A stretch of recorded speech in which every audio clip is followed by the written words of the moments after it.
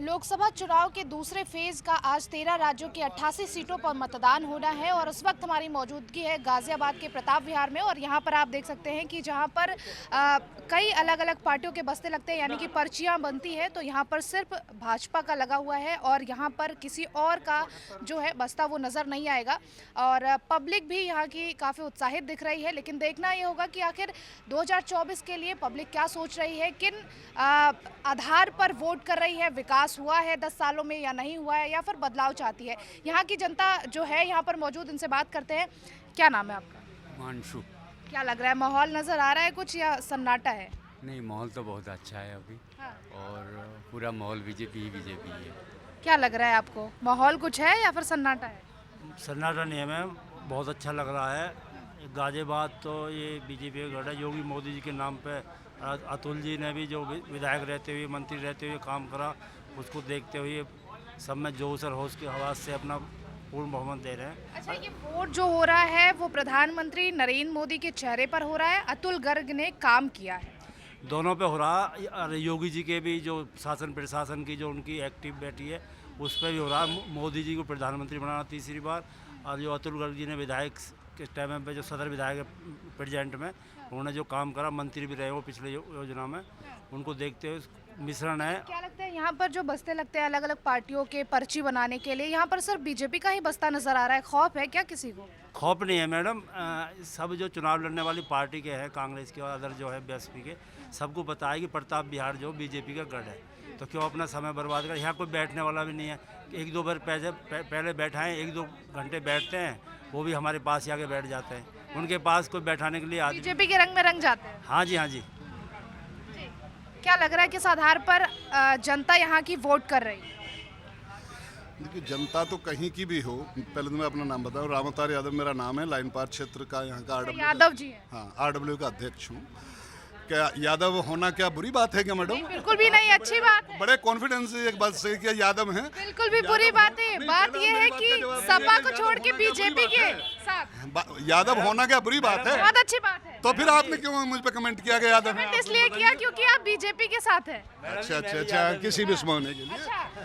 देखिए, वोट जो होता है, वोट होता है हमेशा विकास और काम के आधार पे, किसी ना किसी पे। लेकिन मैं एक चीज़ से यहाँ चिंतित हूँ कि अभी लगभग 12 बजने को जा रहे हैं और 18% यहाँ का वोटिंग हुआ है, जबकि विपक्ष का कोई बस्ता नहीं लगा हुआ है, क्योंकि यहाँ पे बीजेपी का गढ़ माना जाता है, बीजेपी का सब उसमें होता है। तो ये विपक्ष को भी और सत्ता पक्ष को दोनों को खतरे की घंटी है। और जबकि हम आरडब्ल्यू के होने के नाते से, प्रशासन होने के लिए खूब जागरूकता अभियान फैलाया गया कि भाई अपने मताधिकार का प्रयोग करें, उसके बावजूद लोग कम निकल रहे हैं, चिंता का विषय है। और मैं जनता से भी अपील करूंगा आपके माध्यम से कि वो अपने मताधिकार का प्रयोग करें और वोट ज़्यादा से ज़्यादा बढ़ाएं। इस बार की जनता में चुनाव को लेकर उत्साह नजर नहीं आ रहा है?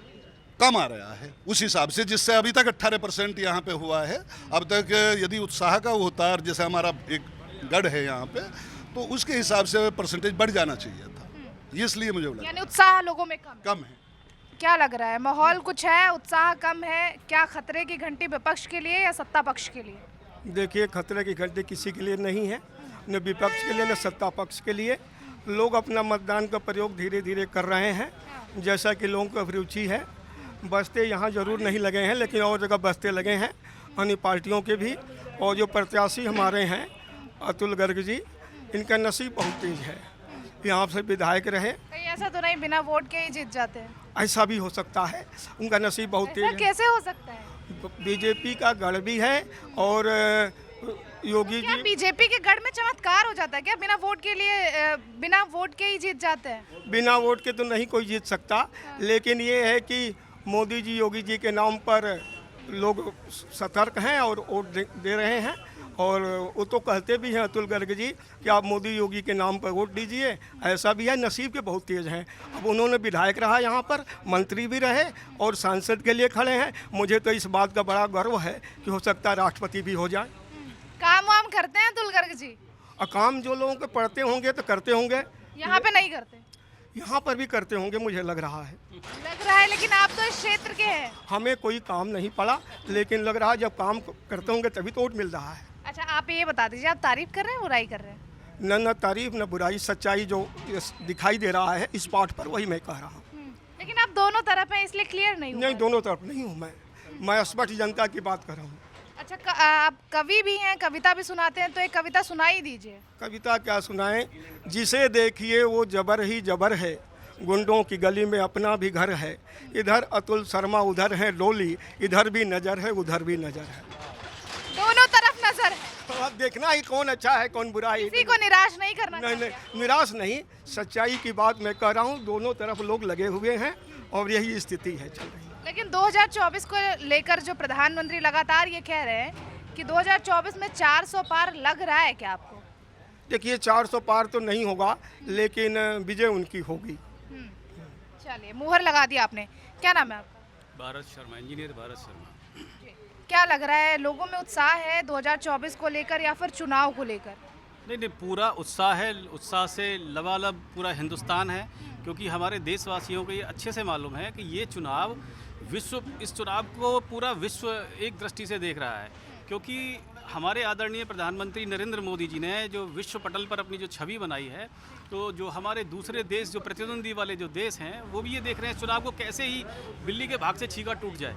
लेकिन ये होने वाला नहीं है। जनताओं में भी इतना जोश है कि मोदी जी को तीसरी बार से 400 पार करके प्रधानमंत्री बनाने जा रहे हैं। लेकिन राहुल गांधी ये कह रहे हैं कि मोदी जी डरे हुए हैं, डर से कांप रहे हैं। वो नानी के यहाँ होके आए होंगे अभी, तो अब डर कौन रहा है, कैसे रहे? 56 इंच की छाती वाला जो पाकिस्तान की छाती पे जाके चढ़ के उसके घर में जाके उनको ध्वस्त करके आ जाता है, वो कितना डर रहा है ये तो आप भी जानते होंगे। जब किसी दूसरे देशों के बीच में युद्ध होता है तो यही 56 इंच की छाती वाला जाता है फैसला करने के लिए। इसकी तरफ ही देखते हैं ना, 56 इंच वालों की तरफ। तो कौन डर रहा है, कहते कैसे? हैं यूक्रेन और रूस का फिर युद्ध क्यों नहीं रुकवा दिया मोदी जी? देखिए, वो वैश्विक एक राजनीति एक अलग है, युद्ध रुकवाना, युद्ध करना। लेकिन एक आशा भरी नज़रों से तो इधर ही देखा जा रहा है। और डरने की बात तो ये है, अमेठी छोड़ के जो वायनाड भाग गए, तो कौन डर रहा है ये तो आप समझ ही सकते हैं ना। वो यहाँ से जाके आज तुष्टीकरण की राजनीति कर गए, फिर से वही राजनीति पे आ गए, तो फिर ये कौन डर रहा है ये तो आप भी समझ सकते हैं। हिंदू मुसलमान के सबसे ज्यादा आरोप अगर किसी पे लगते हैं तो बीजेपी पर लगते हैं। क्यों हिंदू मुसलमान के क्यों? सबका साथ, सबका विकास, सबका विश्वास, किसने दिया ये नारा? और किसने वायनाड में जाके और मुस्लिम लीग के साथ में समझौता किया? ये राहुल गांधी ने किया ना। अमेठी से क्यों भागे? क्योंकि जब आप राम के अस्तित्व पे सवाल उठाओगे, जब आप मुस्लिम आरक्षण दोगे, हमारे ओबीसी वर्ग का काट के मुस्लिम आरक्षण दोगे, तो फिर मुस्लिम और हिंदू कौन कर रहा है? भाजपा ने तो सबका साथ, सबका विकास की बात करी ही है हमेशा से। अरे राम मंदिर बनाया है तो वो मोदी जी ने थोड़ी बनाया है, सुप्रीम कोर्ट का ऑर्डर रहा है, कोर्ट का ऑर्डर रहा है, तब बनाया राम मंदिर। तो कपिल सिब्बल जैसे वकील और उनके जैसे 20-20 और वकील राम के अस्तित्व पे सवाल उठाने के लिए खड़े थे। राम मंदिर अभी नहीं बनना चाहिए क्योंकि चुनाव आ रहा है, ये कौन कहता था? आप बताइए ना। इतने वकीलों के, एक चुनिंदा वकीलों की फौज है। ये वही फौज है जब किसी आतंकवादी को फांसी हो जाती है तो रात के 12 बजे सुप्रीम कोर्ट को खुलवाती है। कांग्रेस के सारे वकील हैं। सोनिया गांधी जी ने राम सेतु को तोड़वाने के लिए पूरे वकील खड़े कर दिए। वो तो भला हो हमारी देश की जनता का, उनको कहाँ से कहाँ पहुँचा दिया। तो राम मंदिर के लिए जो कार्य मोदी जी ने किया है, हमारी सरकारें गई हैं। कल्याण सिंह जी की सरकार हमारी कुर्बान हुई है। उस समय हमारे कितनी और सरकारें भी राम मंदिर के कारण कुर्बान हुई। और हम तो कहते हैं, अगर राहुल जी ये कहें तो राहुल जी अपने मैनिफेस्टो में डाल दें, अगर वो राम मंदिर नहीं बनवा पाए तो ये डाल दें कि आगे आने वाले जो कृष्ण जन्मभूमि है, हमारी ज्ञानव्यापी जो हमारे काशी का मंदिर है, उसके लिए कुछ कह दें वो कि भाई हम बनवाएंगे। या राहुल जी यही कह दें कि राम मंदिर हमने बनवाया है, विवादित ढांचा हमने ढहाया है। राहुल जी कहते हैं हम डाल देंगे उसको, क्रेडिट तो लें वो, लेकिन चित्त भी मेरी, पट भी मेरी और कंटा मेरे चाचा का। ऐसे कैसे चलेगा जी? क्या लग रहा है कि 2024 को लेकर मोदी जी लगातार ये जो कह रहे हैं कि 400 पार का सपना पूरा होता नजर आ रहा है? मैम 400 पार का सपना तो पूरा नहीं होगा, लेकिन सरकार मोदी की ही बनेगी। और विपक्षी दल जितने भी एड़ी चोटी की जोड़ लगा लें, उनकी चाल कामयाब नहीं होगी। जो तुष्टीकरण की राजनीति कर रहे हैं, सबका साथ सबका विकास है भाजपा का नारा है। और लोग कहते हैं मुस्लिम तुष्टीकरण कोई नहीं है। मकान मुस्लिम को मिला है, शौचालय मुस्लिम को मिला है, बिजली मुस्लिम को मिली, सड़क मुस्लिम को मिला। मैडम एक बात बताओ, जो रोड बन रहे हैं ये हिंदू के लिए बन रहे हैं, इस पर मोहम्मडन नहीं चलेगा? मोहम्मडन भी चलेगा, मोहम्मडन का भी उतना हक है, हिंदू का भी उतना हक है। लेकिन ये राजनीति, तुष्टीकरण की राजनीति, ये सारी विपक्षी पार्टियाँ एक छत्र छाया में खड़ी हैं, अपना अस्तित्व बचाने के लिए खड़ी हैं। बस क्या लग रहा है, इंडिया अलायंस का अस्तित्व बचेगा या मोदी जी का बचेगा, जो 400 पार का नारा लगा रहे हैं? मोदी जी का बचा है जी। मोदी जी की 400 पार होनी है, सरकार अपनी बननी। काम वाम कुछ हुआ है, विकास हुआ है? हाँ जी, विकास हुआ तभी तो, बिना विकास के कौन वोट दे रहा। जी। विकास के होने। क्या नाम है अंकल आपका? भानु प्रकाश। मतदान कर दिया आप? हाँ, मतदान करके आ रहा हूँ मैं। किस आधार पर मतदान किया है? मैं विकास के ऊपर करके आ रहा हूँ। विकास हुआ है 10 सालों में? हाँ, मोदी जी सही काम कर रहे हैं, बढ़िया काम कर रहे हैं और हमें ऐसी ही सरकार चाहिए। विपक्ष लगातार यही कह रहा है कि भ्रष्टाचार के अलावा कुछ हुआ नहीं। सुनो, ये तो लोग कहते ही हैं और कहते रहेंगे, इन चीज़ों पर कोई गौर करने की जरूरत नहीं है। हमारे लिए बहुत बढ़िया है। जी। मतदान कर लिया आप? हाँ मैडम, भी करके आए हैं। किस आधार पर मतदान किया? देश को उंगली एक बार फिर से दिखा दीजिए। जी। किस आधार पर किया? अपने मन से क्या है मैम, काम को देखते हुए सरकार के। काम अच्छा कर रही है सरकार? वोट मैम, विकास को दिया? अच्छा कर रही है सरकार, बढ़िया है। विकास कौन है मोदी जी को छोड़ के? ये जो विकास है ना मैडम, ये जो डेवलपमेंट हो रहा है इसको बोलते हैं विकास। अच्छा। जो तरक्की हो रही है, रोड निकाल दिए। विपक्ष तो लगातार ये कह रहा है कि विकास हुआ ही नहीं है देश में, सिर्फ भ्रष्टाचार ही हुआ का है। काम है भड़काने का, बुराई करने का। विपक्ष तो बुराई करेगा ही। अच्छा, यहाँ पे जो बस्ता होता है सिर्फ बीजेपी का ही नजर आ रहा है, किसी और का है नहीं, क्या वजह है? मैम वही फिर विकास वाली बात आती है, सभी कार्यकर्ता मन तन से लगे हुए हैं, बिल्कुल एकदम प्रॉपर तरीके से, और भूख को प्यासे सब लगे हुए हैं और सब ढूंढ रहे हैं अपनी वोट। गर्मी में मिल भी नहीं रहे बहुत लोगों की, तो वोट भी इन लोगों ने इधर करा दिए हैं। हाँ जी। क्या नाम है आपका? मेरा नाम रवि। मतदान कर चुके हैं? जी, रविंद्र यादव। जी। क्या लग रहा है कि 2024 का रुख बदलता हुआ नजर आ रहा है? पब्लिक में उत्साह है वोट को लेकर, मतदान को लेकर, या फिर नहीं? नहीं, ज़्यादा शांत नहीं है, नॉर्मल है। और अभी गर्मी की वजह से भी थोड़ा मतदान % कम चल रहा है। जैसे जैसे शाम आएगी मतदान बढ़ेगा। और ठीक है, नॉर्मली सही, सब ठीक चल रहा है, सब ठीक चल रहा है। क्या लग रहा है कि खाता खुलता हुआ नजर आ रहा है विपक्ष का या नहीं? खाता कहाँ से? यहाँ से। यहाँ से खाता तो कोई मतलब ही नहीं है। उत्तर प्रदेश से भी मुश्किल है कोई भी खाता। विपक्ष का मतलब, विपक्ष किसका बोल रहे हो? समाजवादी का, किसका? इंडिया अलायंस का कह रही हूँ। इंडिया अलायंस का।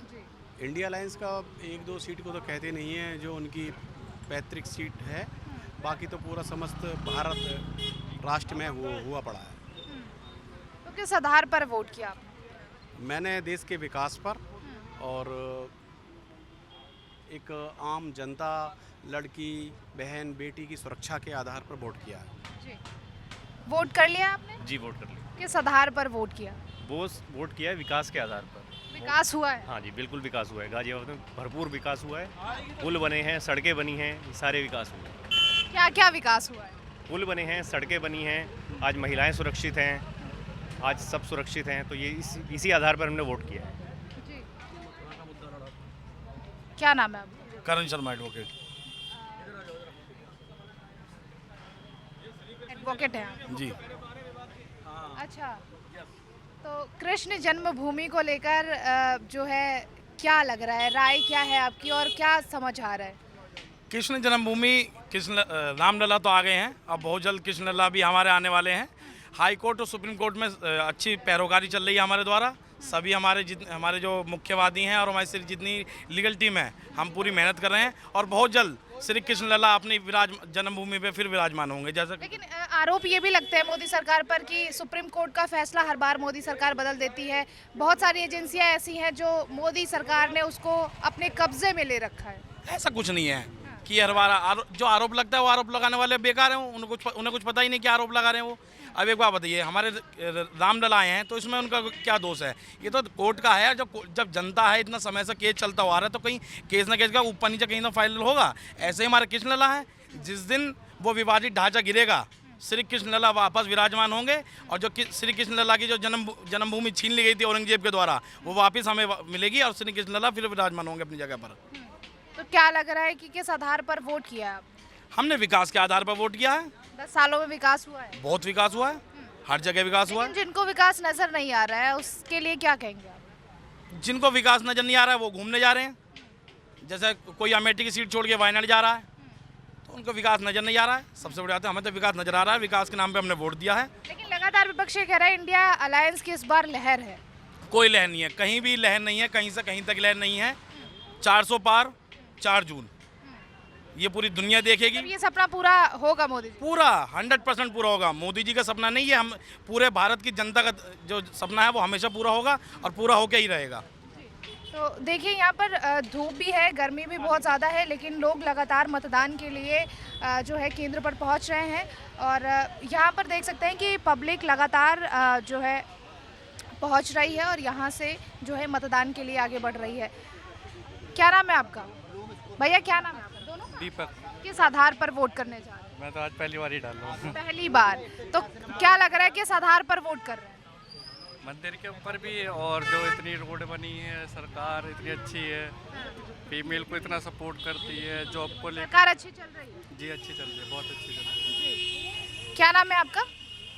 मांझी। पहली बार वोट कर रही हैं? किस आधार पर वोट कर रही हैं? मतलब वजह क्या है? वो हमें भाजपा को जिताना है, इसलिए। भाजपा को जिताना है इसीलिए। अंकल क्या नाम है? मेरा नाम राजेंद्र कुमार। वोट कर लिया? अभी नहीं किया, करूँगा। करूँगा। तो क्या लग रहा है कौन जीत रहा है? सुशासन के लिए वोट करेंगे जी, एक ही पार्टी है तो मोदी जी। यहाँ सिर्फ मोदी की ही लहर है? हाँ, सब जगह पूरे देश में ही मोदी की लहर है। लेकिन विपक्ष ये कह रहा है इंडिया अलायंस की भी लहर है। कुछ नहीं, कोई नहीं पूछ रहा जी, कोई नहीं पूछ रहा, मोदी है, सिर्फ मोदी। हाँ जी। तो यहाँ की जनता है और लगातार वोट करने के लिए पहुँच रही है और लगातार विकास के मुद्दे को लेकर बात कर रही है और कह रही है कि विकास हुआ है 10 सालों में और आगे भी प्रधानमंत्री नरेंद्र मोदी की ही सरकार बननी चाहिए। लेकिन देखना ही होगा कि 4 जून को क्या कुछ फैसले आते हैं। कैमरा पर्सन राम के साथ काजल सिंह, TV7 भारत।